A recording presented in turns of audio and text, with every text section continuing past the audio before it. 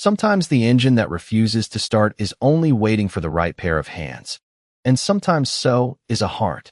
The afternoon sun shimmered over the Tulane Highway outside Willow Creek, Montana, where the summer heat danced above the blacktop in soft waves, and every passing pickup carried the scent of cut hay and warm pine.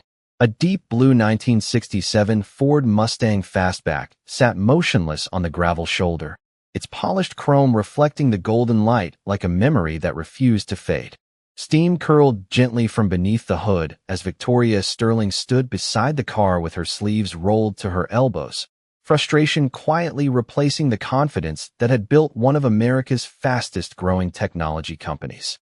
Her tailored white blouse was now marked with a faint streak of engine dust, yet she hardly noticed. The Mustang had belonged to her late father, the only possession she treasured more than the empire whose name filled financial headlines every week. 3 tow truck companies had already declined after hearing the model year. 2 local garages had insisted they could only replace parts instead of preserving them. That answer was unacceptable. This car wasn't transportation. It was family. A weathered red pickup slowed beside the Mustang before easing onto the shoulder with the familiar crunch of loose gravel. The driver's door opened, and Ethan Brooks climbed out carrying an old steel toolbox whose corners had been polished smooth by years of honest work. His faded denim shirt smelled faintly of machine oil and cedar sawdust, and the afternoon breeze stirred strands of sandy brown hair, beginning to show hints of silver near his temples. He offered no dramatic introduction, only a calm smile that somehow carried more reassurance than words ever could.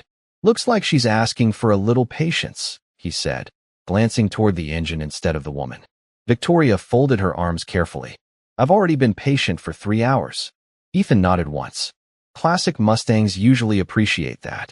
She studied him, surprised that he hadn't asked whether she needed roadside assistance or whether she could afford repairs.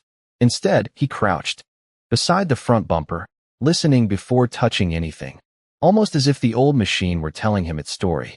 His fingers rested lightly against the fuel line before checking a small brass fitting hidden beneath the air cleaner. "Mind if I take a closer look?" he asked. Victoria hesitated only a second before stepping aside. "Go ahead." Silence settled between them, broken only by birdsong drifting from distant cottonwood trees and the soft metallic click of tools meeting aged steel. Ethan never rushed. Every movement carried quiet confidence. Not the confidence of someone trying to impress another person, but of someone who respected craftsmanship itself. Victoria found herself watching his face instead of the repair. Most people recognized her immediately. They spoke differently once they knew her name. They smiled harder. They calculated faster.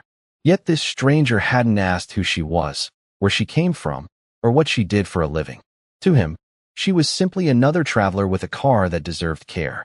After several thoughtful minutes, Ethan leaned back with a faint smile. "Good news," he said. "Your Mustang isn't giving up on you. It's just asking someone to remember how cars used to be built." Victoria couldn't explain why those words settled somewhere deep inside her.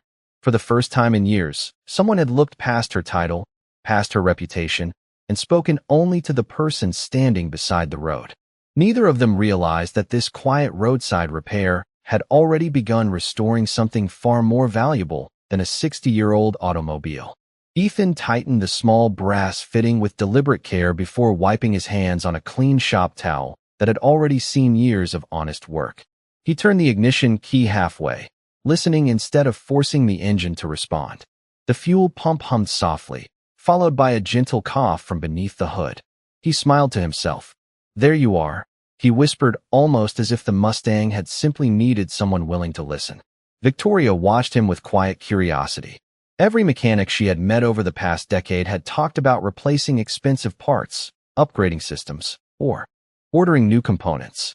Ethan talked to the car as though it still carried the pride of the craftsman who had built it nearly 60 years earlier. He stepped back and nodded toward the driver's seat. "Go ahead. Try it now."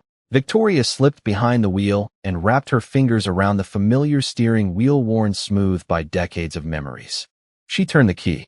The V8 came alive with a deep, steady rumble that echoed gently across the empty highway. Her shoulders relaxed for the first time all afternoon. She closed her eyes for a brief moment, letting the sound settle into her heart. It was the same sound she remembered hearing as a little girl sitting beside her father on quiet Sunday mornings. She climbed out with a grateful smile. I cannot believe you fixed it in less than 20 minutes. Ethan shrugged as he closed his toolbox. Most old machines are not broken. They are misunderstood. She reached into her leather handbag and removed several crisp $100 bills. Please. You saved my entire trip. Ethan glanced at the money before looking back at her. Keep it. Victoria frowned.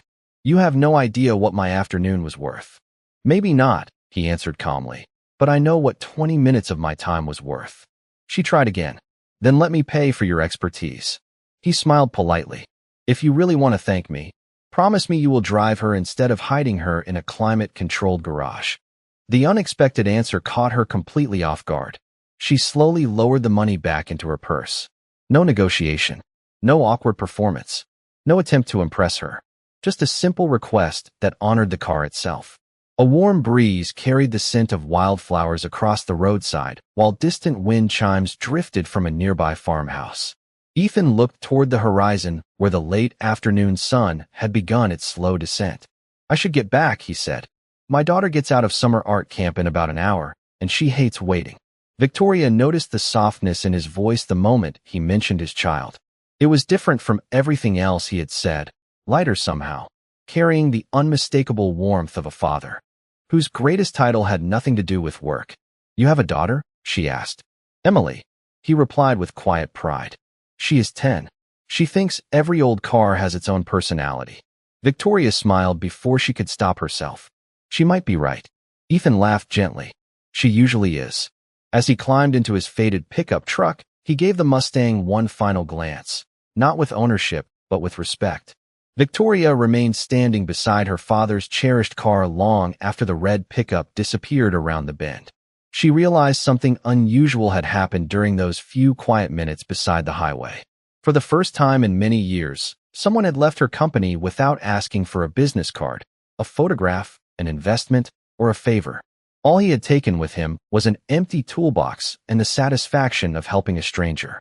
Somehow, that simple act felt far more valuable than every handshake she had experienced in the polished glass towers waiting for her hundreds of miles away.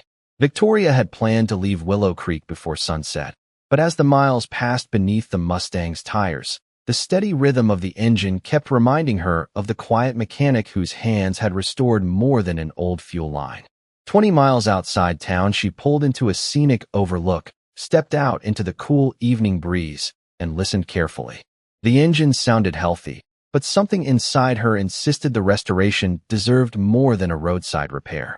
The next morning, she turned the Mustang around and drove back to Brooks' Restoration Garage, a modest brick building tucked beside an old grain elevator where hanging flower baskets softened weathered wooden walls and the smell of fresh coffee mixed with machine oil. Ethan was already at work when the familiar rumble rolled into the gravel lot. He looked up with mild surprise before smiling. I was hoping she would come back, he said, gently patting the Mustang's front fender. Victoria raised an eyebrow. You were expecting me? No, Ethan answered honestly. I was expecting the car. Some classics ask for a full conversation instead of a quick introduction. She laughed softly, a sound she rarely shared during board meetings or investor calls. Then I think she wants that conversation.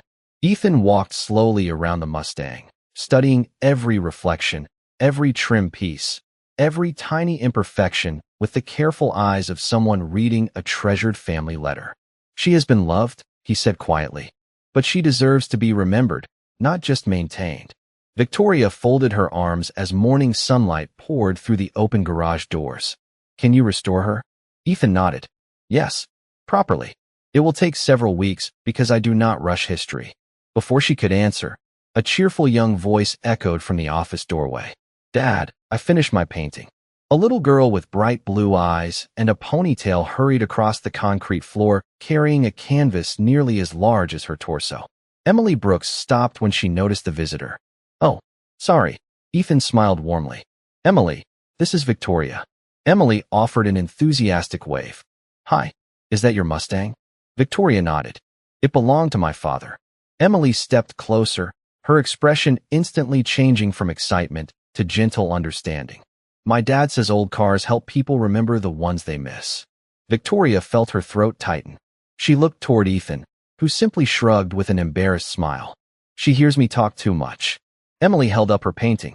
It showed a bright red barn beneath a golden sunset with an old blue pickup parked outside. Do you like it? Victoria smiled sincerely. I love it. You painted the light beautifully. Emily beamed. Dad says sunsets are proof that beautiful things do not have to be loud. Victoria looked around the garage. Nothing here seemed expensive. The tools were worn. The walls carried decades of honest labor. Yet every corner radiated warmth that no luxury office overlooking Manhattan had ever managed to create. As Ethan carefully measured the Mustang's body panels and explained each step of the restoration, Victoria found herself watching the way Emily admired her father. Every question she asked was answered with patience. Every mistake she made while organizing paint samples was met with encouragement instead of criticism. There was no performance here, no audience, no headlines. Only a father quietly teaching his daughter that things worth loving were also worth caring for. Without realizing it, Victoria postponed her return flight until the following week. She told herself it was because the Mustang deserved expert restoration. Deep inside, however, another truth had already begun taking root. She wanted to understand the quiet man whose greatest achievement seemed to have nothing to do with engines at all. The days that followed settled into an easy rhythm neither Ethan nor Victoria had expected. Every morning the garage doors rolled open just after 7 o'clock, welcoming the scent of fresh lumber from the nearby mill, the rich aroma of coffee drifting from the diner across the street, and the familiar chorus of birds gathering along the cottonwood trees lining Main Street. Victoria found herself arriving earlier each day, not because Ethan had asked her to, but because watching the restoration unfold felt strangely comforting.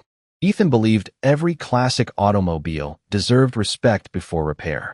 He carefully photographed every panel, labeled every original bolt, and placed each worn component on neatly organized shelves.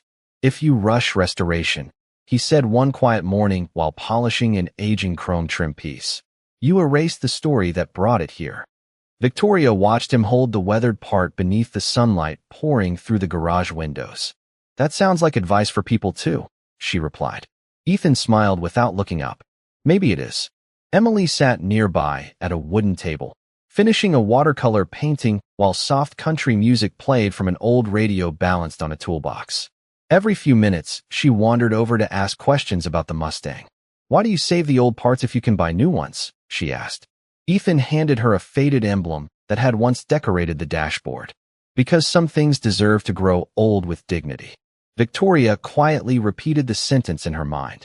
In her world, everything outdated was replaced without hesitation. Companies were acquired. Buildings were demolished. Products became obsolete. Yet inside this little garage, age was treated with gratitude instead of inconvenience. One afternoon, Ethan invited Victoria to help sand a small wooden steering wheel insert that had cracked with time. She hesitated. You trust me with this? He chuckled softly. If I did not trust you, I would not hand it to you. They worked side by side for nearly an hour, saying very little. The only sounds were the gentle scrape of sandpaper, the distant laughter of children riding bicycles outside, and the comforting rhythm of an old ceiling fan turning above them. Silence no longer felt awkward. It felt earned. During lunch, they carried sandwiches to a shaded picnic table behind the garage where wildflowers grew through the split rails of an aging fence. Emily skipped across the grass chasing butterflies while Ethan poured lemonade into paper cups. Victoria looked toward the open fields stretching beneath the Montana sky. I cannot remember the last time I ate lunch without checking my phone. Ethan took a slow sip before answering.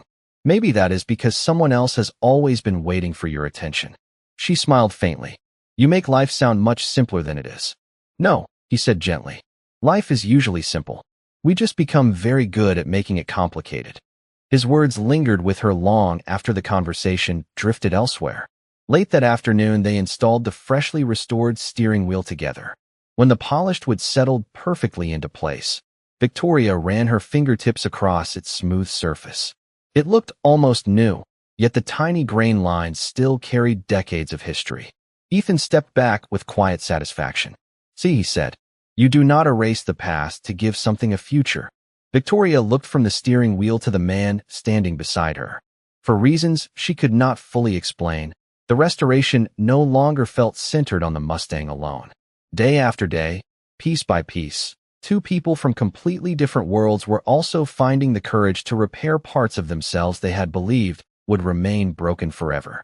One quiet Thursday morning, the peaceful rhythm of Brooks' restoration garage changed without warning. A black luxury sport utility vehicle rolled slowly down Main Street before stopping across from the garage, followed by another, then a third. Curious shop owners stepped outside, and conversations faded beneath the gentle hum of idling engines. Victoria had been reviewing a small notebook filled with restoration sketches when her cell phone vibrated for what felt like the 100th time that week. She glanced at the screen, sighed softly, and silenced the call once again. Ethan noticed, but asked no questions. He simply continued polishing the freshly restored chrome bumper until a sharply dressed man hurried through the garage doors carrying a leather portfolio. "Ms. Sterling," he called, clearly relieved. "We have been looking everywhere for you." The garage suddenly became very quiet. Emily looked up from her easel. Ethan slowly placed the polishing cloth on the workbench before turning toward the visitor. Victoria closed her eyes for a brief moment, as if accepting that the peaceful world she had been enjoying could no longer remain hidden. "Daniel," she said calmly, "I told everyone I needed a few days." "It has been almost 2 weeks," he answered carefully. "The board meeting has been delayed twice. Every financial news network is asking where the chief executive officer of Sterling Innovations disappeared." The words hung in the air like the final notes of a song. Outside, several neighbors exchanged surprised glances. The woman they had seen eating pie at the diner, carrying paint supplies with Emily, and sweeping dust from the garage floor was one of the most recognizable business leaders in America. Ethan remained completely still. He neither gasped nor changed his expression. He simply nodded politely toward Daniel. "Would you like some coffee?" Daniel blinked in confusion. "Excuse me. You have probably been driving for hours," Ethan replied. "Fresh coffee is on the counter." Victoria looked at Ethan, almost searching for disbelief, excitement, or curiosity. Instead, she found the same steady kindness he had shown the afternoon they first met beside the highway. Nothing in his eyes suggested that her title had changed who she was. Daniel quietly lowered his portfolio. "You knew nothing about her?" Ethan smiled faintly. "I knew she cared about her father's Mustang. I knew she enjoyed Emily's paintings. I knew she laughed whenever the old radio skipped during country songs. That seemed more important." Victoria felt something inside her grow unexpectedly still. Throughout her career, she had spent years wondering whether anyone truly saw the woman beneath the headlines. Standing inside that modest garage, surrounded by the scent of cedar, machine oil, and fresh coffee, she finally had her answer. Daniel cleared his throat. "The board expects you in New York tomorrow morning." Victoria looked toward the Mustang resting beneath soft workshop lights with half its restoration complete. Then she looked at Ethan. "How much longer until she is finished?" Ethan answered without hesitation. "Long enough to do it right." She smiled gently before turning back to Daniel.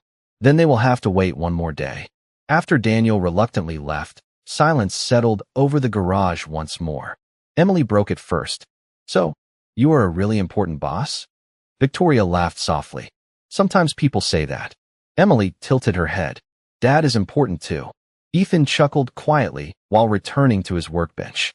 "Only to one little girl." Emily shook her head with complete confidence. "No, Dad. To more people than you think." Neither Ethan nor Victoria realized that those simple words had already revealed a truth far greater than wealth, influence, or success. The people who changed lives most deeply were often the ones who never tried to impress anyone at all. The following morning arrived wrapped in a pale Montana sunrise, the sky painted with soft shades of gold and lavender as dew settled across the fields beyond the garage. Victoria stood alone outside the small motel where she had been staying, a warm cup of coffee resting between her hands while her telephone vibrated again with another call from New York. This time she answered. The familiar voices of board members filled the line, each speaking with urgency about shareholders, quarterly reports, international meetings, and contracts waiting for her signature. She listened quietly until the conversation finally paused. "I will be back tomorrow," she said gently. "One more day is all I need." The silence that followed felt colder than the morning air. Victoria, one director finally replied. Companies cannot wait for emotions. She looked toward the distant mountains glowing beneath the rising sun. Sometimes they should, she answered before ending the call. When she arrived at the garage, Ethan was already preparing the Mustang for the next stage of restoration. The body had regained much of its original elegance, and the fresh blue paint reflected the morning light like the surface of a calm lake. Emily carefully arranged restored trim pieces on a clean blanket while humming softly to herself. "Good morning," Ethan said with his familiar smile. "You look like someone who did not sleep much." Victoria laughed quietly. "Is it that obvious?" "Only to someone who has worn the same expression before." He continued, sanding a small chrome mirror before adding, "Some decisions are heavier than they look." She watched him for a long moment. "Have you ever chosen between two lives?" Ethan stopped working and leaned gently against the workbench. "After my wife passed away, I was offered a management position at a restoration company in Chicago. Better salary, bigger projects, more opportunities." Victoria waited patiently. "Why did you stay?" He looked toward Emily, who was carefully cleaning the dashboard with remarkable concentration. "Because my daughter needed a father more than I needed a promotion." The garage grew quiet except for the gentle buzz of an old ceiling fan and the distant whistle of a freight train rolling across the valley. Victoria lowered her eyes. She had spent years believing sacrifice always meant giving up comfort to build success. Ethan had quietly taught her that sometimes success meant protecting what mattered most. Later that afternoon, they installed the restored dashboard together. Hidden behind one of the original wooden panels, Ethan discovered a tiny metal compartment that had not appeared in any factory blueprint. Inside rested a small folded piece of paper, yellowed with age. Victoria carefully unfolded it with trembling hands. It was a handwritten note from her father dated more than 30 years earlier. The ink had faded, but every word remained clear. "If you are reading this one day, it means you love this car enough to save it. Remember, sweetheart, people are worth restoring too. Never become so busy building a future that you forget the hearts traveling beside you." Victoria read the final sentence twice before quietly lowering the note. Tears gathered in her eyes, not from sadness, but from recognition. The words sounded almost identical to everything Ethan had been teaching without ever realizing it. He respectfully stepped away, giving her space to hold the letter close. Neither of them spoke for several minutes.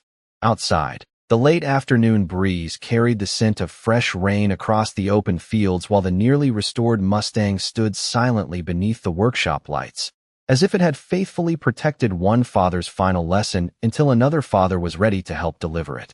The final week of restoration arrived with the crisp promise of early autumn, and every golden leaf drifting across the garage driveway seemed to mark another step toward an ending neither Ethan nor Victoria felt ready to face. The Mustang now stood beneath the workshop lights with its deep blue finish glowing like still water beneath a mountain sunrise. Chrome reflected every beam of light. The rebuilt engine purred with quiet confidence. Even the worn leather seats had been carefully restored, preserving every crease that spoke of decades of family memories. Ethan spent the morning making tiny adjustments almost no customer would ever notice. He aligned a single emblem by less than the width of a pencil line. He polished fingerprints from the windshield twice. He tested every switch, every gauge, every latch, not because anyone demanded perfection, but because he believed respect lived inside details too small for applause. Victoria watched from the doorway with folded arms and a gentle smile. "You know it is already beautiful," she said. Ethan continued tightening one final bolt beneath the dashboard. "Beautiful things deserve one last careful look." Emily walked into the garage carrying 3 paper cups filled with hot apple cider from the diner across the street. "Dad says every finished project deserves a celebration," she announced proudly. The 3 of them sat together on old wooden stools while afternoon sunlight stretched across the concrete floor in long golden lines. No one hurried the conversation. They spoke about favorite roads, childhood memories, county fairs, and the little bakery that still made cinnamon rolls exactly the way Ethan remembered from when he was 10 years old. Victoria realized she had learned more about genuine happiness during 3 quiet weeks in Willow Creek than she had during years of executive retreats held in luxury resorts. As the sun began sinking toward the distant hills, Ethan finally reached into his workbench drawer and removed a small velvet pouch. "There is one more thing," he said softly. Victoria looked puzzled as he carefully placed the pouch in her hands. Inside rested the tiny silver music box mechanism he had discovered hidden behind the dashboard along with her father's letter. It had been carefully cleaned, repaired, and mounted inside a handcrafted walnut display case. Ethan smiled modestly. "It still works." Victoria gently turned the small brass key. A delicate melody filled the quiet garage, soft enough to mingle with the whisper of the evening breeze drifting through the open doors. She immediately recognized the lullaby her father used to hum during long drives when she was a little girl. Tears shimmered in her eyes as the final notes faded into silence. "You restored this too?" she whispered. Ethan nodded. "Some memories deserve to keep singing." She looked at him for a long moment, searching for words that suddenly seemed too small. "Thank you," she finally said. "Not for the car. For reminding me who I was before the world taught me to measure everything by success." Ethan lowered his eyes with quiet humility. "Your father already reminded you. I only helped uncover what he left behind." Emily smiled as she watched them both, sensing something meaningful without fully understanding it. Outside, the first star slowly appeared above the Montana sky while the restored Mustang waited patiently beside the open garage doors, ready for its first drive home. Tomorrow morning Victoria would return to New York. Ethan would return to ordinary days filled with engines, coffee, and raising his daughter. Neither of them spoke about what would happen after sunrise, but as the music box played its final gentle note, both quietly realized that some journeys changed a destination forever long before the road actually came to an end. 3 weeks later, the towering glass headquarters of Sterling Innovations reflected the bright Manhattan skyline. But inside the executive auditorium, the atmosphere felt unusually different. Investors, journalists, senior executives, and employees filled every seat, expecting another presentation about artificial intelligence, quarterly growth, and future expansion. Cameras waited patiently. Television crews adjusted their lights. A massive screen displayed the company logo behind the stage. Victoria stood quietly backstage holding a small walnut music box in one hand while listening to the muffled conversations beyond the curtain. Daniel approached with a stack of presentation notes. "Your speech is ready," he said. "The shareholders are expecting the new strategic plan." Victoria looked down at the folder before gently handing it back. "Not today." Daniel blinked with surprise. "You are changing the entire presentation?" She smiled calmly. "No, I am changing what success means." Moments later, she stepped beneath the stage lights as warm applause filled the auditorium. She thanked everyone for attending before allowing the room to settle into complete silence. Instead of opening financial charts, she placed the small walnut music box on the podium and slowly turned its tiny brass key. The familiar melody floated gently across the enormous room. Conversations stopped. Cameras lowered. Even the photographers forgot to press their shutters. When the final note faded, Victoria looked across hundreds of faces waiting for an explanation. "Several weeks ago," she began softly, "I believed I was driving across Montana to restore an old automobile that belonged to my father. I was wrong. I was the one who needed restoration." The audience remained perfectly still. She spoke about meeting a quiet mechanic in a small town who never asked about her position, her fortune, or her influence. She described a father who measured wealth by the smile of his daughter, by the honesty of his work, and by the time he gave to people instead of schedules. She told them about a garage where old machines were treated with dignity because every scratch carried a story worth remembering. "For years," she continued, "I built a company that changed how people worked. Then I met someone who reminded me how people should live." The auditorium grew so silent that the gentle hum of the air conditioning became audible. Many executives lowered their eyes. Several employees quietly smiled. Others brushed away tears they had not expected to shed during a corporate meeting. Victoria reached into her pocket and unfolded the letter her father had hidden inside the restored dashboard decades earlier. She read his final sentence slowly. "Never become so busy building a future that you forget the hearts traveling beside you." No one applauded. No one moved. The silence itself became the loudest response in the room. After a long moment, she looked toward the audience with peaceful confidence. "Today, Sterling Innovations will launch every new project exactly as planned. But beginning tomorrow, we will also measure our success by the lives we improve, the families we protect, and the kindness we choose when no one is watching. The applause that finally followed rose gradually instead of exploding all at once. It sounded less like celebration and more like gratitude. As the event concluded and reporters gathered near the stage hoping for interviews, Victoria quietly slipped through a side exit carrying only her overnight bag, the music box, and a single set of car keys. Waiting outside the building beneath the cool autumn sunlight was the beautifully restored Mustang. She smiled as she opened the driver's door, already knowing there was only one road she truly wanted to follow next. And for the first time in many years, the destination mattered far less than the person she hoped would still be waiting when she arrived. The first snow of the season dusted the rooftops of Willow Creek when the familiar sound of a classic engine echoed gently down Main Street once again. Ethan looked up from beneath the hood of an old pickup truck as the deep blue Mustang rolled to a smooth stop outside the garage. He smiled before the engine was even turned off because he recognized its steady rhythm the way an old friend recognizes a familiar voice. The driver's door opened, and Victoria stepped into the crisp morning air wearing a simple wool coat instead of an executive suit.